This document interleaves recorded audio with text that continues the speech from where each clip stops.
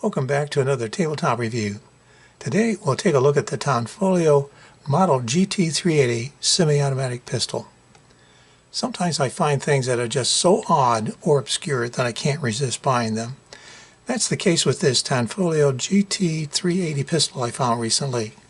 Tanfoglio GT380. The G in Tanfoglio, by the way, is silent.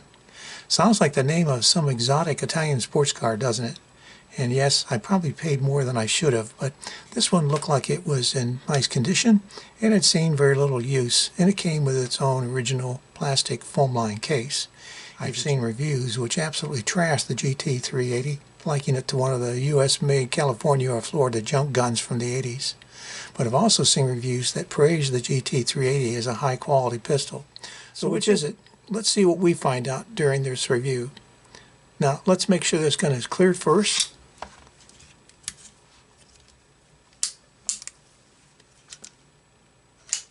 By the way, if you enjoy this review, be sure to like, share, and subscribe.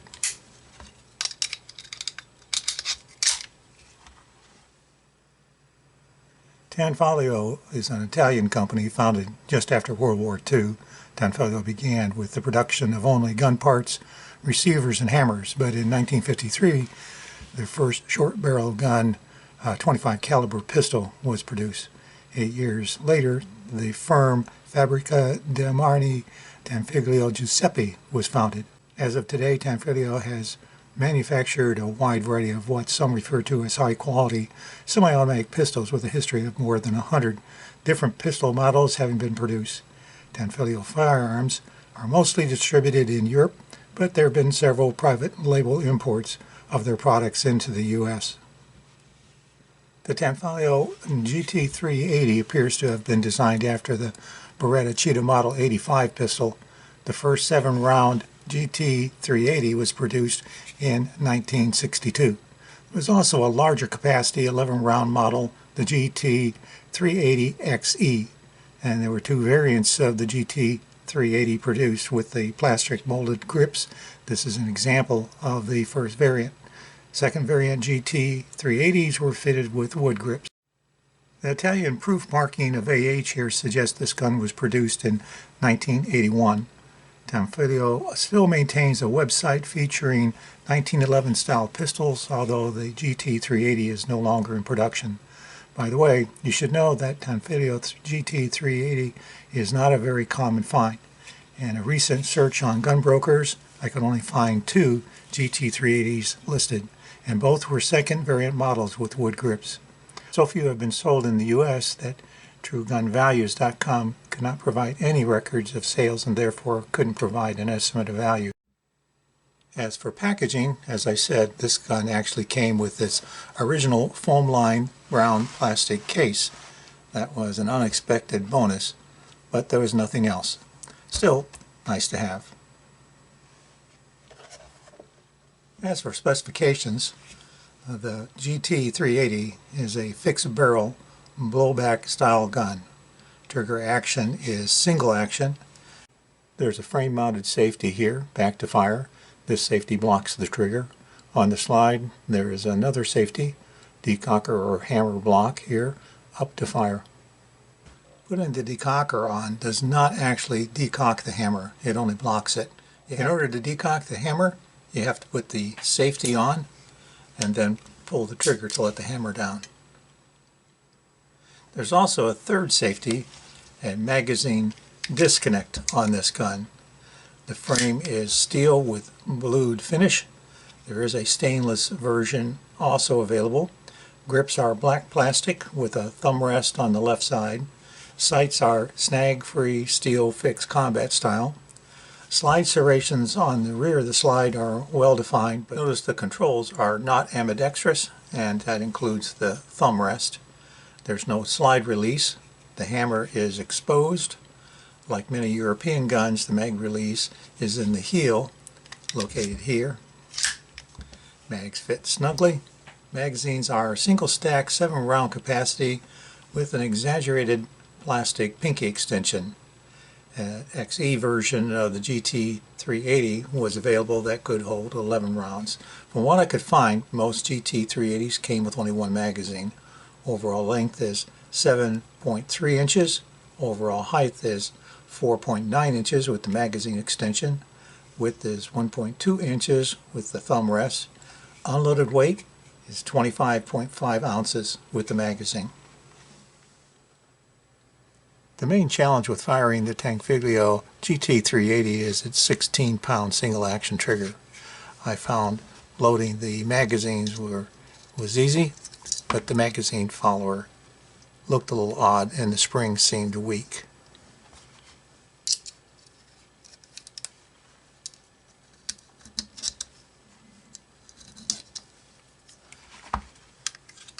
The magazine seated nice and solid into the gun, but racking the slide with the hammer down was very stiff. Cocking the hammer first does help considerably, and I highly recommend you do with this gun. But put the trigger safety and the hammer block on first. Speaking of hammer pull, I'm afraid you'll find it pretty heavy as well. The GT380 fits my hand comfortably, and that was one of the things that led me to buy this gun, but firing the GT380 is another story. Also, I have to stretch my thumb out too far to switch the frame safety off, and I have long fingers. The slide-mounted safety decocker, or hammer block, is easy to pop forward, but I just found these two safeties to be a nuisance. And I'm not a big fan of the gun's third safety either, the magazine disconnect. But I've been told that the disconnect on this gun can be easily removed. It's under the right grip plate. The sights are small. I found lining up the front thin blade sight required my patience, especially difficult while squeezing a 16-pound plus trigger, and because this is a single action pistol, every trigger pull is heavy. With a hammer back, trigger take up is very short, then a stiff wall and 16 pounds of resistance, and then just snap. The hammer drops. After that, you're rewarded with a pretty good straight back punch from the 380 round. Back to the trigger. It's hard to describe, but there's hardly any take up before the wall. And then you just keep adding pressure until the trigger finally gives in and snaps back less than a quarter inch to release the hammer. Sorry, but this is not a pleasant gun to shoot. The grips feel plastic, which they are, and the kick to the hand feels harsh with these grips. A whole grip sleeve would probably help. With the target set at a distance of just 15 feet, I set off to find out what I could do with this old gun. The first thing I learned was that the stiff trigger was causing me to jerk my fingers, so my shots went high and left the target. Concentrating to overcome this tendency was harder for me than you might think. I also verified my suspicion that the magazine follower did not have enough spring to move the last round into proper position, which would cause the gun to jam on the last round. Moving the target out to my standard training distance of 25 feet didn't help at all. 16 pounds of trigger pull is very difficult. This magazine probably needs a new spring or to be replaced. And here we have another jam. For my last magazine, I moved the target back to 15 feet and concentrating, it was at least back on target.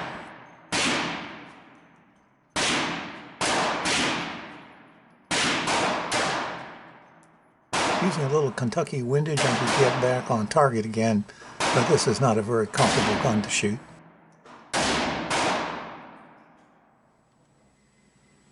I also found that some ammo, like these Federal and Winchester, ran better than others I tried. I couldn't even get these Full Metal Jacket 6-hour rounds to load. Now, while I went about the job of trying to repair this magazine that came with the gun, I found a 7-round magazine for the GT380 for about $45, including tax and shipping. That was a lot more than I wanted to spend, but it was the last one available, and it arrived in 3 days.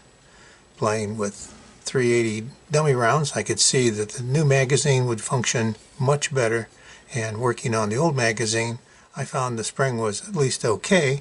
However, the magazine was slightly crimped at the end, causing the follower to catch. Adjusted and cleaned, I now have 2 working magazines. Now, the other thing I did was check the sight accuracy on this gun. With the aid of a bore sighting 380 laser cartridge, I was able to determine that the alignment of these sights was indeed a little off. Good thing this rear sight is driftable. After a few adjustments and back at the range, I again set my target at 15 feet to start. At 15 feet I could see the sights were still hitting about an inch and a half high, but greatly improved. The new magazine is fine, but the old one still causes a failure to feed occasionally. I need to continue to work on it.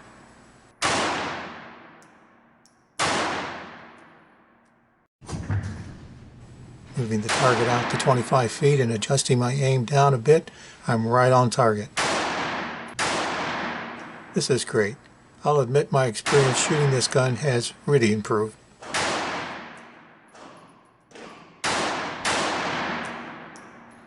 Let's finish up with a little bit of alternating targets.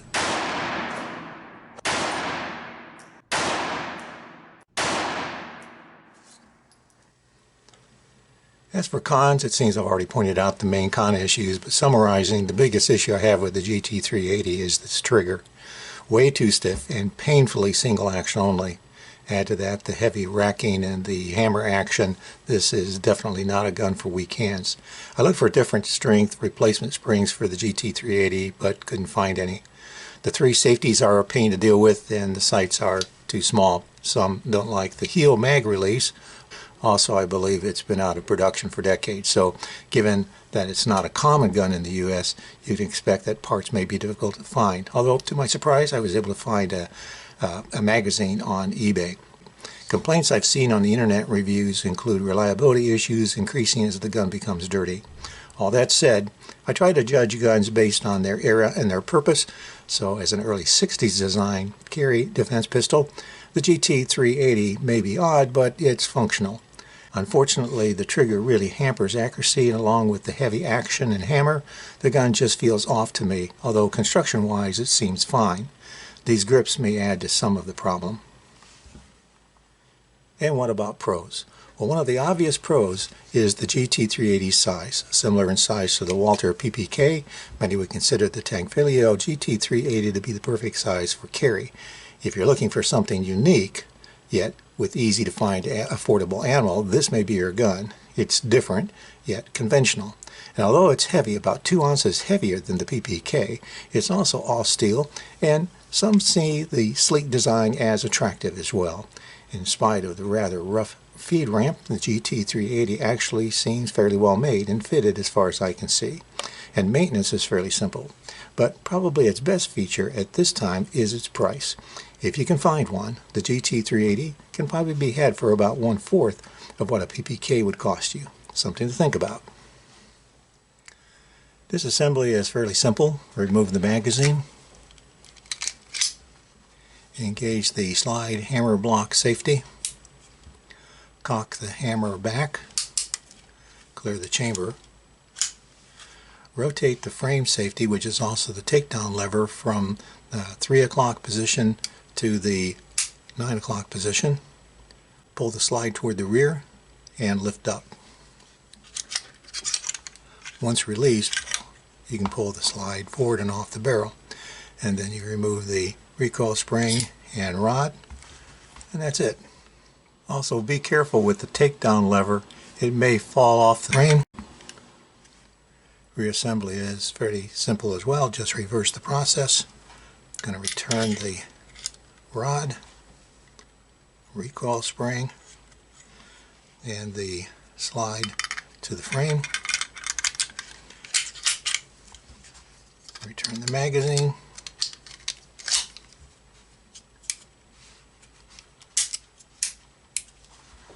That's it. Okay, so I don't have a Beretta Cheetah Model 85 pistol to compare this GT380 to today, but I do have an old German Walther Model PP 32, a popular PPK S380, an Argentinian Beretta Thunder 380, and a German SIG P232 380, and even an old Spanish Astra A60 for comparison. My collection also includes a whole bunch of Saturday Night Special junk guns, so I know a little bit about junk guns as well. So is the GT380 really a junk gun? Well, we'll get to that in a minute. These are all blowback action guns with their barrels fixed into the receiver. All have single stack magazines, small snag-free sights, and feature an exposed hammer. Except for the Tanfoglio, all have double action, single action triggers and fixed barrel functions as a guide rod for the recoil spring. I have fired and had all of these pistols apart enough to compare their designs, fit, and construction. There's no doubt that they are different, although in my opinion the SIG and the PP and PPK are in a class of their own above the GT380.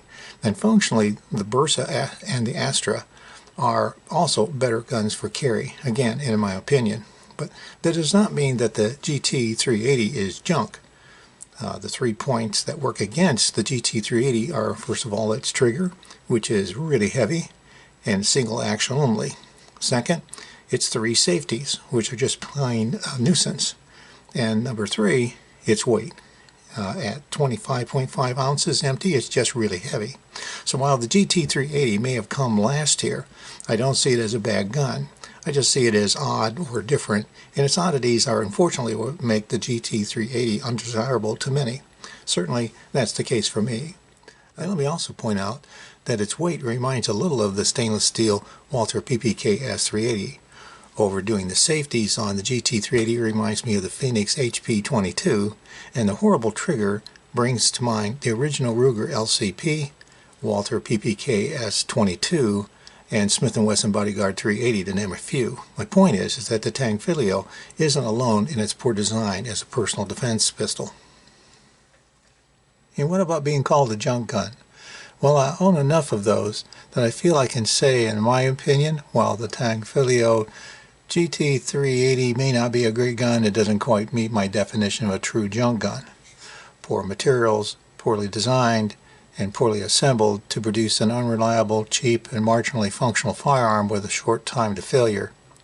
In my opinion, the Tanfoglio GT380 is made of decent materials with an okay design for its time, but one that may not please many today. From what I can see, the fitting of the parts was good, producing a tight, smooth enough, although heavy action, and causing a bit of an accuracy challenge for me. A trip to the range will demonstrate why the Tanfoglio GT380 isn't a very popular pistol, and why some may categorize it as junky. And there's no argument for me that this is also an uncomfortable gun to shoot, something about the grips and how snappy the gun is. But I've got to point out that the only functioning problem I've had with the gun appears related to the worn-out magazine. Machining, such as on the feed ramp, could have been better, but if well maintained and cared for, I see no reason why not to expect a long life of service from the GT380. But is it reliable? Well, with the new magazine, the GT380 functioned flawlessly through 100 rounds of Remington 95 grain full metal jacket target rounds. And although potentially really inexpensive today, it's not a cheaply made gun for the most part. However, I suspect that there are those that would argue that the trigger and the magazine release do seem a little cheap. Now, for price, internet discussion suggests you should be able to pick up a Tanfoglio GT380 for between about $100 to $150. That's pretty cheap.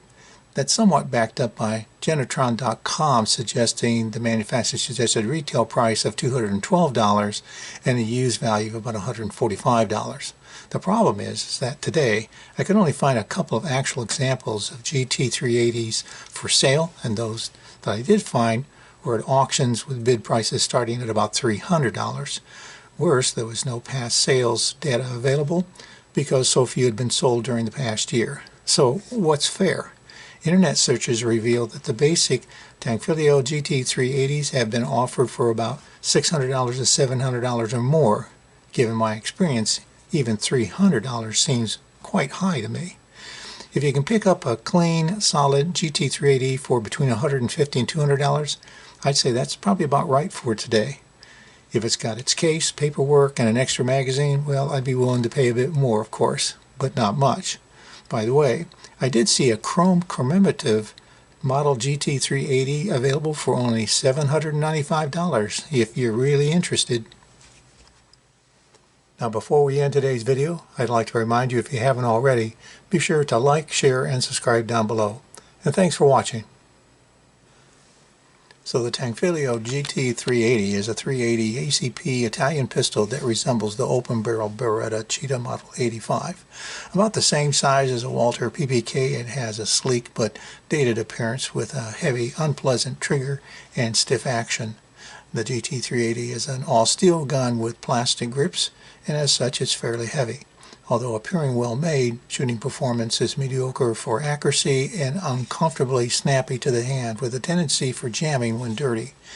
In general, it's an uncommon find in the US, with mixed performance reviews and with a relatively low level of attraction in the market, which means you might find one out there for a really low price. And that might actually be a bargain. So after a few months of ownership and a few trips to the range, what I really think of the Tanfoglio GT380, given what I've said about this gun's shooting characteristics, you probably expect me to rate it poorly, but I'm not going to do that. Again, I view this 60-year-old Italian design for what it is rather than comparative to modern alternatives. It is what it is, but once I got things sorted out, I'll admit it surprised me at the range. It's better than I expected, but I certainly wouldn't recommend it as a carry weapon. Yes, I am indeed critical of the GT380, but I can still enjoy it. While the GT380 was never a great gun, once you get used to its quirkiness, it's not really too bad for what it is, and certainly I got this one cheap. Like I said at the beginning, the GT380 is just so odd. I think it's an ideal addition to my collection and a good conversation piece. So I expect I'll hang on to it, at least for now. Any weapon you carry is better than the one you left at home. Thanks for watching. Hope you'll be back for my next tabletop review. Until next time, stay safe.